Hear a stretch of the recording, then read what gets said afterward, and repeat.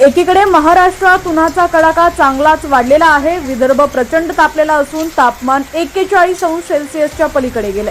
मात्र दुसरीकडे हवामान विभागाकडून राज्यात पुन्हा एकदा पावसाचा इशारा देण्यात आलाय।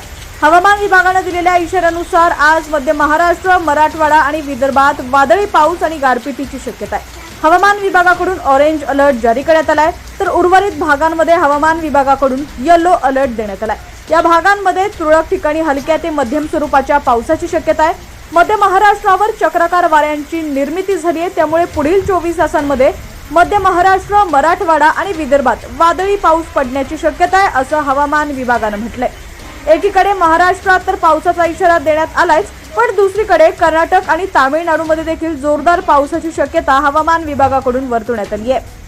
बातमी सविस्तर पाहूयात त्याआधी तुम्ही HPN मराठी न्यूज चॅनल पहिल्यांदाच पाहत असाल आणि अजूनही चॅनलला सबस्क्राइब केलेलं नसेल तर नक्की सबस्क्राइब करा, जेणेकरून आमचे अपडेट्स लवकरात लवकर तुमच्यापर्यंत पोहोचतील। हवामान विभागाने महाराष्ट्रातील अनेक जिल्ह्यांना वादळी वाऱ्यासह गारपीट आणि जोरदार पावसाचा इशारा दिलाय। त्यामध्ये नाशिक, अहिल्यानगर, छत्रपती संभाजीनगर, बीड, जालना, पुणे, सातारा, अमरावती आणि चंद्रपूर या जिल्ह्यांमध्ये जोरदार पावसाची शक्यता आहे। दुसरीकडे राज्यात उन्हाचा कडाका देखील वाढलाय। सर्वाधिक तापमानाची नोंद ब्रह्मपुरी इथे झाली आहे। विदर्भातील अनेक जिल्ह्यांमध्ये तापमान 41 अंश सेल्सिअस वरती पोहोचलंय। गारपीट, पाऊस आणि वाढतं तापमान असं तिहेरी संकट सध्या राज्यावरती आहे। आता राज्यातील तुमचा जिल्हा कोणता आणि तुमच्या जिल्ह्यातील हवामानाची स्थिती कशी आहे कमेंट सेक्शन मध्ये नक्की कळवा।